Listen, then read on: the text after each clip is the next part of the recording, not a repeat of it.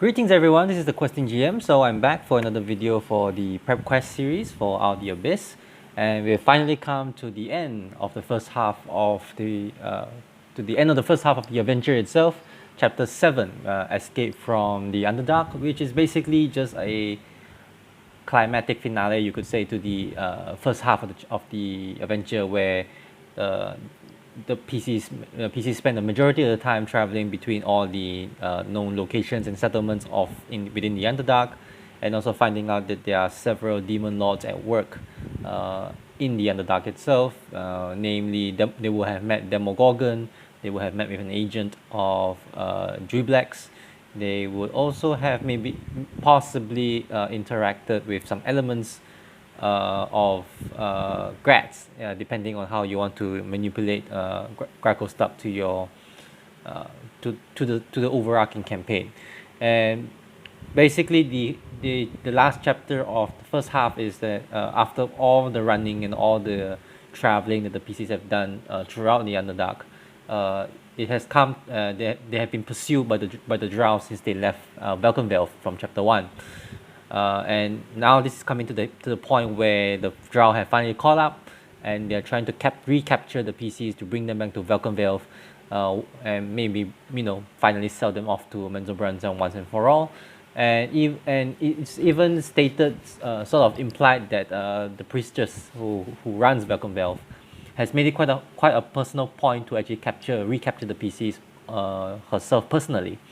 So this is actually going to be a very climatic chapter in the entirety of the first half of the adventure, and it's actually a very, very short chapter. I wouldn't even consider it much of a chapter, to be honest. It starts at page 116, 116 to 119. So there's really nothing going on in terms of locations or in terms of what's happening, or is there like some sort of major plot line that runs throughout this chapter. It's really not about that. So for starters, it just talks about where do you place the exit from the Underdark, because that's generally the main objective for the PCs in the first half, is that they're trying to find a way out from the Underdark back to the surface. And the book itself, including this chapter alone, does give a lot of suggestions, like where can the DM place the exit to the Underdark. But this was definitely something that I would have highly encouraged the DM to really thought of that, answer that question way in advance before even starting the first session in Out the Abyss. But if you're still at that stage of just still reading the adventure and still thinking of ideas and thinking of how you want to modify it to suit your party's needs, I would say you could definitely take a few ideas from this chapter under the Finding the Way section, where they point out some potential places where the PCs could actually find an exit to reach back to the surface. So the potential places they've suggested is that it could be in Blingdenstone, if the PCs actually do manage to help with the Deep Gnome's problem with the Pudding King in the previous chapter, then maybe the reward would be that they would actually bring the PCs up to the surface. And because Blingdenstone is technically the most surface friendliest settlement found in the first half, so that actually makes a lot of sense, and that will actually be a very good suitable reward if you have brought your PCs through every location, and Blingdenstone being the last, and then from there on is like that actually makes the most sense, in the sense that the PCs will actually, it's the best and the most justifiable reward they can get at the end of the first half of the adventure. Another potential location is Gracklstugh, which is also suggested in the Gracklstugh chapter itself, that there may be some Duergar merchants who conduct trade with surface dwellers. So that's actually one potential reward if the PCs do hook up with the right merchants within Gracklstugh itself, and they will actually be able to offer a route up to the surface, or at least know of a route to the surface, and tell to the PCs that that's where they can go at the end of the Gracklstugh chapter, however it resolves. All right, another location which is not mentioned in the first chapter, but only mentioned particularly here, but it's a location that the PCs will actually eventually get into in the second half, which is called the Worm Riftings. Basically, it's just a giant. It's an entire massive labyrinth of caverns dug up by purple worms, if I'm not mistaken. I think it's purple worms, and it's basically this massive labyrinth complex that's a little off feel from all the locations within the first half of the adventure.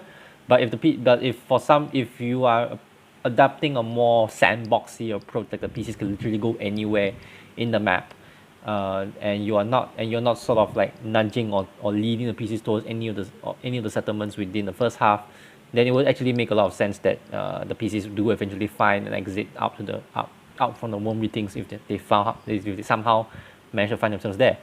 Then the other two ideas that the book gives out further afield is that you could actually put a exit somewhere within the south side of the Salt Coast North, which means they could actually come out in places like the Evermoors, which is like very close to the Silver Marches, or now it's called Dura in 5th edition.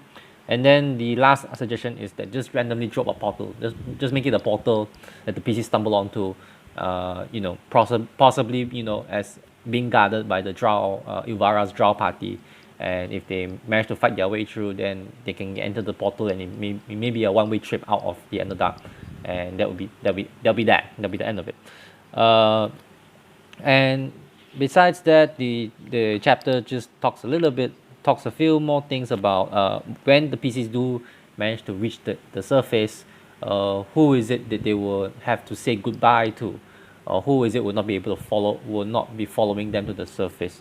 So the most obvious NPCs that the PC that from Velkenvale that would not want to go up to the surface would be Shusha, the Quota from Slipperdoop, Topsy and Turvy, the two deep gnomes who are also were-rats, and if you haven't dropped them off at Blingdenstone, that's probably where they want to go at the end. There's Stool and Rupperdum, who are the Myconids from Neverlight Grove, and they have a more serious reason of not going going out the Underdark, because they will actually literally die in sunlight. So Myconids just do not like the sun, simple as that. And Glabagul, which is the sentient gelatinous cube that the PCs can actually meet in the Oozing Temple side encounter back in chapter 2. So these are the main NPCs that the PC that would not be able to be convinced to leave the Underdark to reach the surface.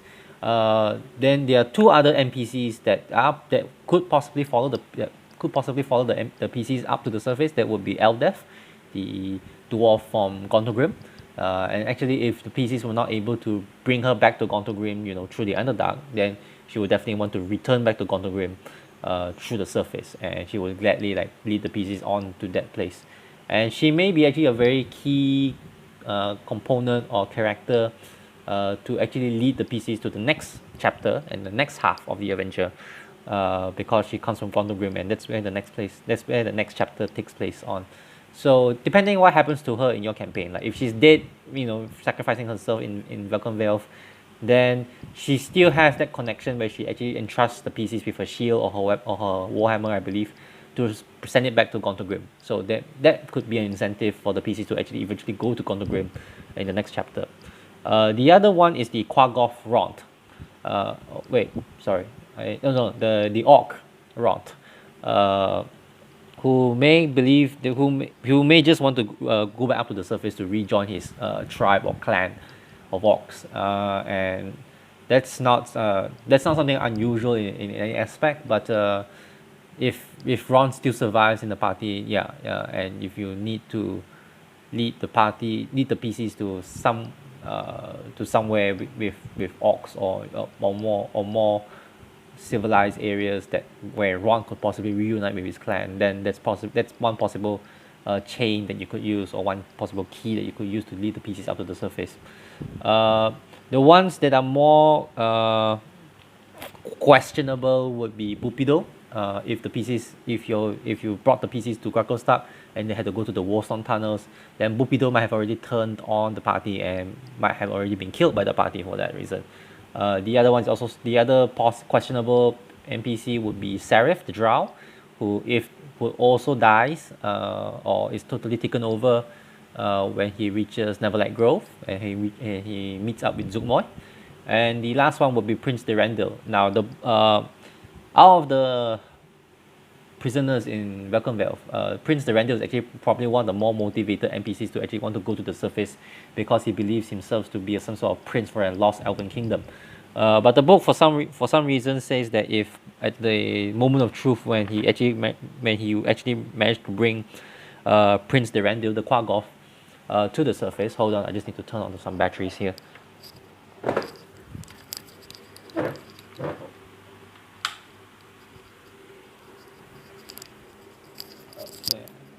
Looks like we are back. Okay.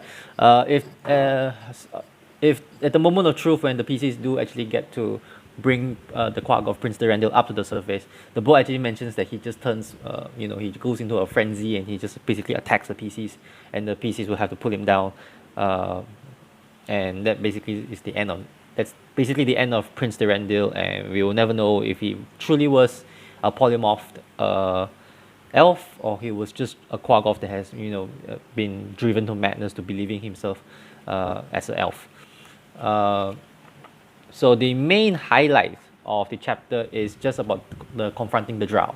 How when the Drow does catch up to the PCs eventually in this last chapter, how is that going to play out to the as the final moment in this chapter and also in the first half of the adventure. So the book does give some suggestions where you could do it as a chase, and they have a special chase table that is different from the ones in the Dungeon Master's Guide, that where you just use the same chase mechanics, but every round you just roll on the Drow chase complication table in the book itself rather than using what's in the Dungeon Master's Guide. And the other method is just to stand and fight, just to initiate a last fight, a final showdown, if you will, between the PCs and the party against Ivara and her hunting party. And I would just say, our personal experience, I think it's quite easy to decide like which is probably the more exciting one for your party, especially given like what they have been through in all the previous chapters. So it's really given how the chase complications were written, I would say that it would be sort of anticlimactic in a way for the PCs to just be able to outrun the Drow and simply make their way up to the surface without any kind of harms without going into harm's way of any kind. But that's entirely up your decision. The book has just given you 2 suggestions, and if you would really want to like dedicate an entire session or several sessions into this part into this chapter alone, I would say why not just make it a chase plus fight, like maybe the Drow party that's trying to recapture the PCs are actually comes in much larger numbers, but if they do the chase, if the PCs manage the chase portion of the encounter really well, they may be able to reduce a few of the numbers before they actually come down to that final fight and the fight goes on. I'll be giving some of my ideas and my own ideas and recommendations about running the fight itself, and basically my experience of how I did it. But let's just get on with the rest of the chapter, and let's just see where this all goes. So if the PCs do choose to just stand and fight, the Drow parties actually consists of a relatively, I would say that there was about 2, 4, 4, 6, about 10 in the party. There are about 10 creatures in the party, including Ivara herself. So there's Ivara herself as the Priestess of Love. She's joined by a Asha, junior Drow priestess, who uses the priest stats. Then there is Shaw and Joyler, who will be acting as Drow elite warriors. And then there will be 4 Drow warriors that accompanies them, and then besides that, there will also be 2 giant spiders. So yeah, that does come out to about 10 or so creatures or NPCs that the PCs will have to deal with in the final fight. And also not forgetting that the Drow Priestess of Loth has the ability to summon a Yogg-Lor, which is I think she stands about a 30% chance, but I think that is something that you can manipulate to, depending on how powerful and how easy the fight went down for the PCs.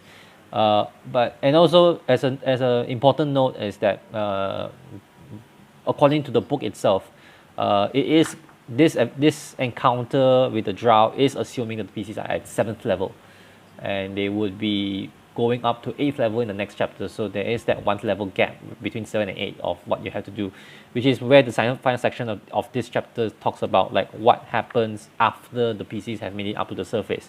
They've given a lot of suggestions like traveling, or basically having an entire span of downtime to recover from whatever madnesses or illnesses they have, or diseases or effects they have sustained during the first half of the adventure, or spending downtime to do whatever downtime activities they are, as stated in the Dungeon Master's Guide and also the Player's Handbook, I believe.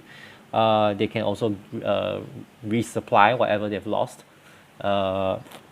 equipment or that sort of thing. Then there's warnings. They could, them being the probably one of the very few surface dwellers who have went through the Underdark, see how it's changed by the Demon Lord's presence, and be able to bring that message and warning out to the surface communities. Could be the cities, could be the Lord's Alliance, could be the organizations and the factions, and therefore have a reaction, and therefore the surface communities will be able to formulate some sort of reaction or response to the threat of demon lords in the Underdark. And then there's the matter of level advancement, like what can you do to advance the PCs from level 7 to level 8 in between that time. But they do not give any concrete like action plan to, so to speak, for the DM. So it's really up to the DM to really decide something and make it a point. So yeah, so that's basically the summary of chapter 7. Like I said, 3 pages isn't really a lot to go on.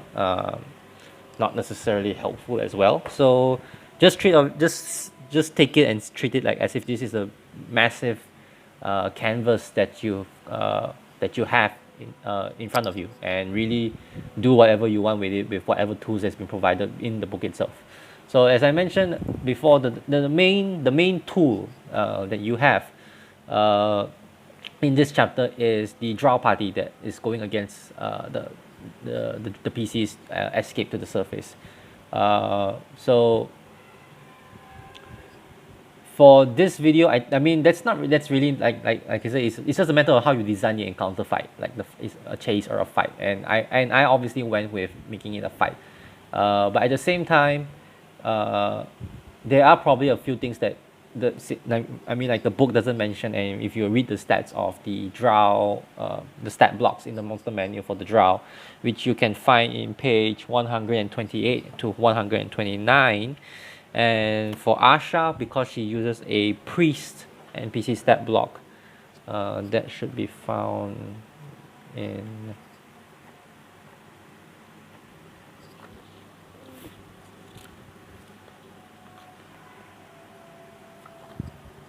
see if I can find that.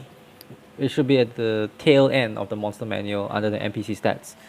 The priest stats are in page 348 of the monster manual. So yeah, so I would definitely highly recommend you to, as in preparation for this chapter, definitely just open up your monster menu, read up the stat blocks of all the NPC, all the stat blocks that are involved, which is the Drow. So the 4 Drow warriors will just use the standard Drow stat block. Then the 2 elite, there's the 2 elite Drow elite warriors, and then there's a Drow priestess of Loth, who is Ivara herself. But even if you look just based on the stat blocks, you could see that actually this can be a relatively tough fight even for a level 7. And also depending how you scale the hit points of these NPCs to be on the lower side, below average, or above average, just to make it a longer fight.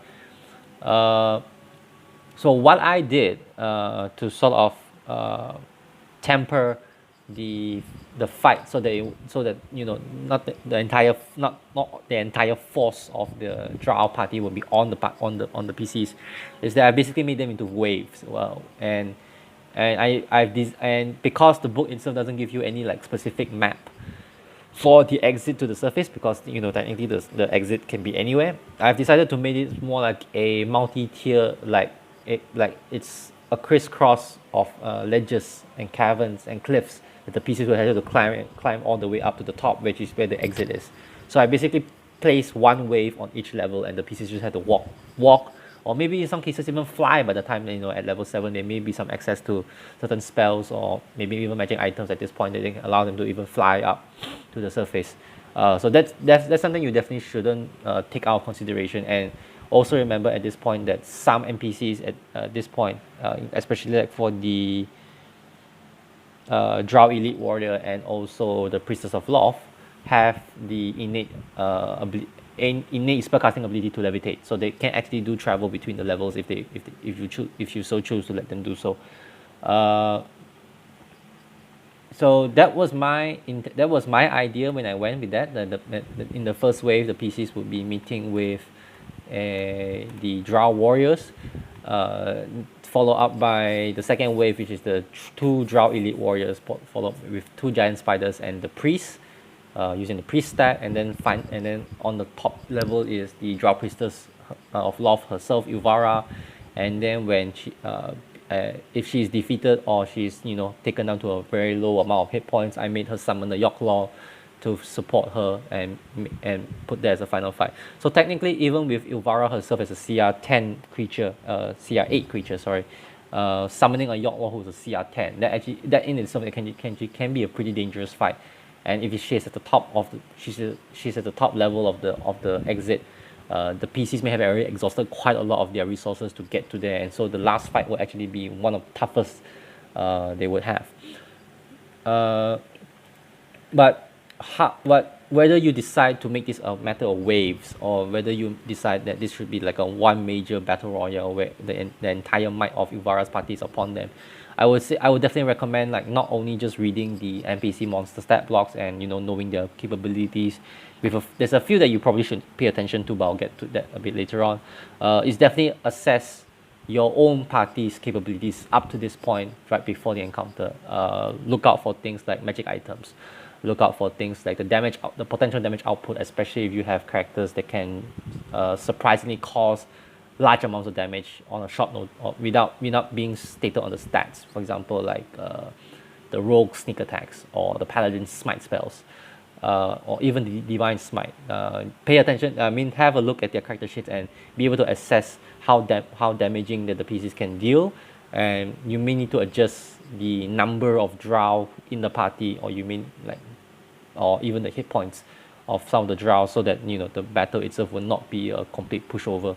And obviously another major point in that, besides damage output, is the size of the party itself. How many characters are they? And also maybe need to take into consideration of the NPCs that can be involved. Now this could be a possible good opportunity for another great opportunity for you to kill off any NPCs that you don't want the PCs to, you don't want the party to continue having beside them. And you can even make like a priority list of deaths based on the on the introduction of the chapter, which says that who will be most likely the ones not to leave the Underdark, and who are the ones who want to leave the Underdark. So you could definitely plan their deaths within this final chapter, and make it, and that actually does increase the stake relatively high to the party, in the sense that if they have grown attached to the PCs up to this point, they may try to make sure everyone survive the fight, whether the NPCs will be following them to the surface or not. And then obviously the other thing is you want to pay attention to the amount of hit points of the PCs, like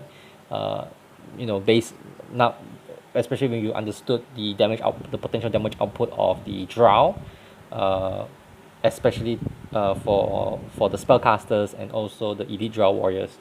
You want to make sure that you do not make it too difficult for the PCs to survive the battles, and also take into account that if you're doing it like a tiered fight, wave by wave, how long can their hit points last them to the final wave, which will probably be the toughest fight they have. And then relatably with the hit points is also the healing capabilities of the party. How many clerics, how many cure wounds is the cleric capable of? Are there any bards in the party? Are there any paladins in the party with lay on hands? You could sort of calculate the hit points of the party and plus whatever potential hit points that the PCs are able to heal with. And also pay attention to things like temporary hit points, because even though temporary hit points may not be a huge number because you can never stack them, but it's still good to know a more concrete number of hit points that the PC pool has to adjust your encounters with them accordingly.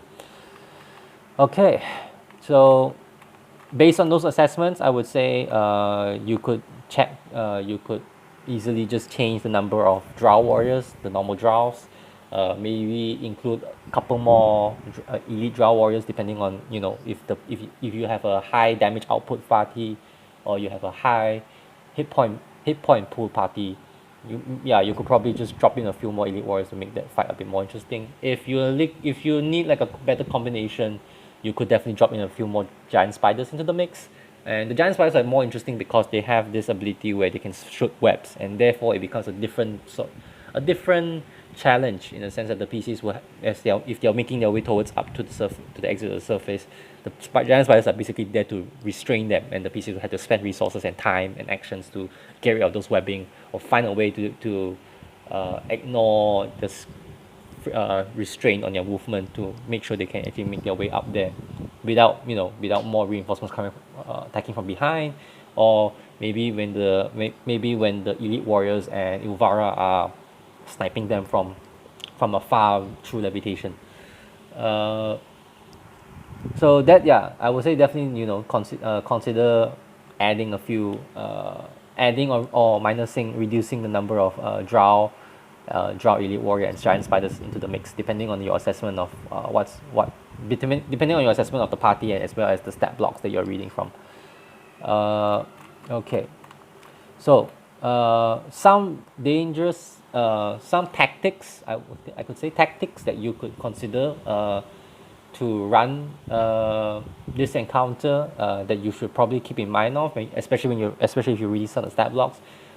Is the first thing is, like I mentioned, is the giant spider webs. Them causing the restraint condition on the PCs is actually not a funny thing, in the sense that it can be dangerously lethal, especially if you give some sort of fire ability to the spellcasters of any kind, because any PCs caught within a web of doused with fire actually can potentially cause more damage to the PCs. So that's one tactic that the giant spiders will probably use to the advantage of the party, to the drow party.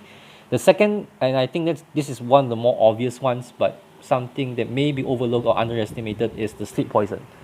And just based on the default or the base drow attack party within the book itself, you already have you have 6 NPCs or 6 creatures that carry this sleep poison within their hand crossbows.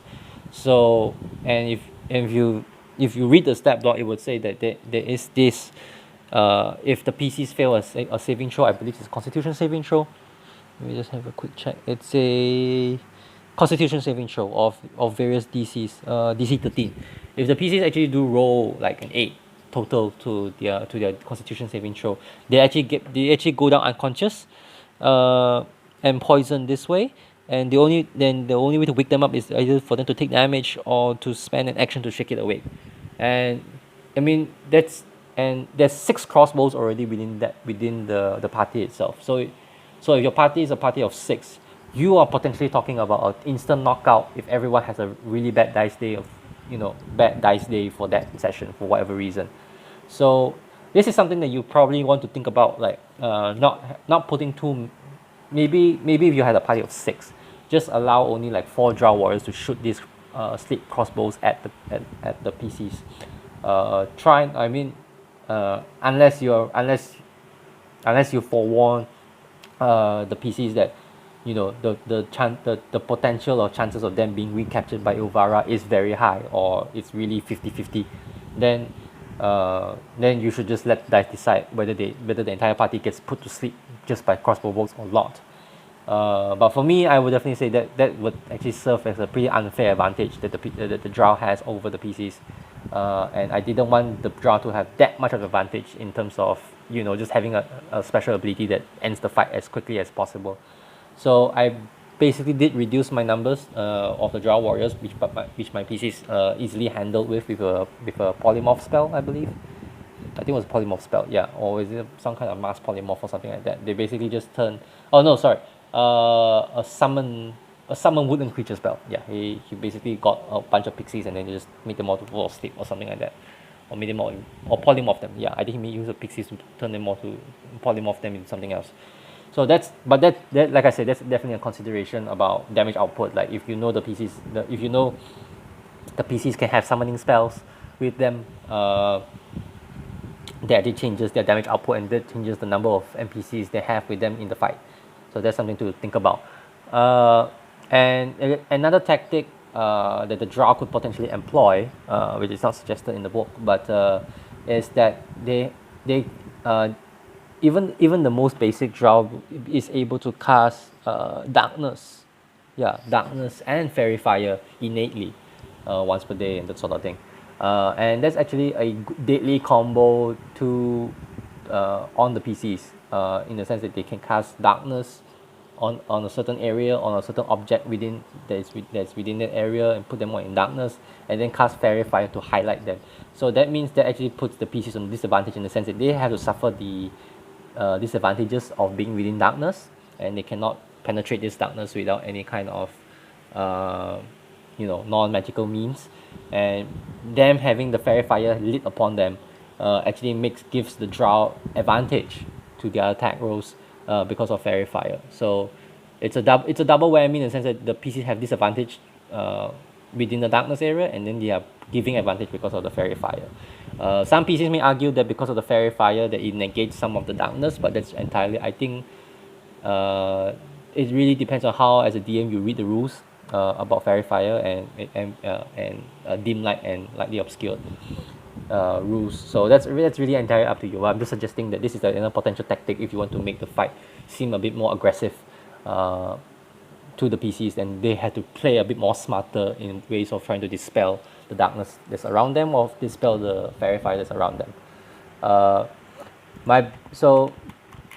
So I would say for me, and this turns out like chapter 7 for me was we spent an entire session on it. We did spend an entire session on it. And for my players, they got back to me and said it was easily one of the best sessions they have throughout the entire campaign. Because I guess the idea is that you just making the fight hard makes it memorable, or make the fight hard and memorable to the PCs that what they have at stake. And like I said, like as the PCs clear one level and they move on to the next, you could actually bring Ilvara or any of the Drow elite warriors to just come down, cast a spell, and then just leave. Cast, and they can cast spells that can just really annoy or complicate a normal straight up fight, because the Drows, it's the nature of Drows to never fight fair. They fight dirty all the time, and they will actually use whatever advantage they have at their disposal to defeat anyone in this case. And I guess especially with the spellcasters in the party, spellcasters within the Drow party, if you really pay attention to it, there are some really potentially deadly spells that the Drow has at their disposal. But also bear in mind and remember that according to the monster manual, you are actually allowed to change the spell list of the stat block, and although it does come with a caveat that it may actually change the lethality or the CR of the stat block of the creature, but I would say go for it. Like if you're looking at the Drow Priestess spell list and you find that you could probably think of a few better spells to use in this final fight that is more closer to the theme of trying to stop the PCs and capture them, I would say entirely go for it. Like and it sort of negates a bit of any kind of metagaming the PCs have any clear knowledge about what the stat block of the Drow Priestess of Loth already has. So that's definitely another consideration that you can play with, to make the fight as interesting, as memorable, and as hard as you want it to be. And finally, of course, obviously, I would say the most climactic, or I would say the most rewarding fight is definitely to when if you know if Ivara gets defeated, or if Ivara's easily swamped by the PCs, then I would say just summon a Yorklord. And I think the Yorklord itself, by itself, with its shape-shifting abilities as a spider and all that, and becoming a toxic mist. The Yorklord in itself at that CR level, I think is a really good challenge to throw at the PCs as a final boss for the chapter and for the first half of the adventure. And it may actually even give them a substantial amount of XP that may not take them up to level 8, but I think it will clear a good portion of it, and you can figure out what to do with the rest after the PCs have exited from the Underdark. So I guess that's pretty much it just on the chapter 7 proper itself. But I guess since since I'll be moving to chapter 8 in the next video for this series, I guess I can just spend a little bit of time to think about some possibilities of what happened. What do you do after the PCs that exited the Underdark? For my running of Out the Abyss, I didn't do anything. Actually, I just told the PCs that you could spend downtime. You can spend as much downtime as you want. And in some cases, some of them have backgrounds to pursue back on the surface, and maybe they were doing something before they were captured and brought into Welcomeville from chapter 1. Now they have time to go back up to the surface and finish whatever they've started. Some people do make the recommendations that they can go on to play other adventure modules like Storm King's Thunder, or Princess of Apocalypse, or maybe even go to Waterdeep and start Dragon Heist. I think that's a valid advice, in the sense that if you felt that the PCs are not interested for whatever reason to go back to the second half of the adventure, then I say that's why I think Out of the Abyss has a very interesting structure, in the sense that it has a built-in stopping point to end the adventure without finishing the adventure. So I would say definitely use that to your advantage, rather than be confused or be concerned about how do you want to connect the dots, because the book itself also provides you with connections that you could bring the PCs back to come back to the second half of the adventure. I definitely went with a more conventional or cliche route, in the sense that if the PC had any touch of madness throughout the first half of the adventure, they will definitely get their visions and nightmares as they're on the surface. We should haunt them and trying to call them back into to the Underdark. If you have like more divine in tune characters like clerics and paladins of the more goodly gods, you could definitely say that they have providing them with new visions and new quests to come back to the Underdark to finish the job, to chase out all the demon lords. Another way you could also bring the PCs back if they are members of factions, and because chapter 8 in the next chapter deals heavily or mainly with the factions who have been called together to go to Contogrim to sort of convene on what they would do to stop the threat of the demon lords in Contogrim. So if the PCs are any members of the factions, they will obviously be the representative. They will also be chosen as some kind of representative of those factions to go to Contogrim and to meet and to be part of a delegation to discuss about this whole entire problem, because they would know best. What else is there? I guess downtime is also a very rewarding reward in its own way that the PCs will get to spend, because they wouldn't be able to do a lot of those downtime activities once they're back into the Underdark. Pay attention to any NPC players who wants to do any sort of crafting related downtime, because I think that's probably the best time to do it before they go back to the Underdark.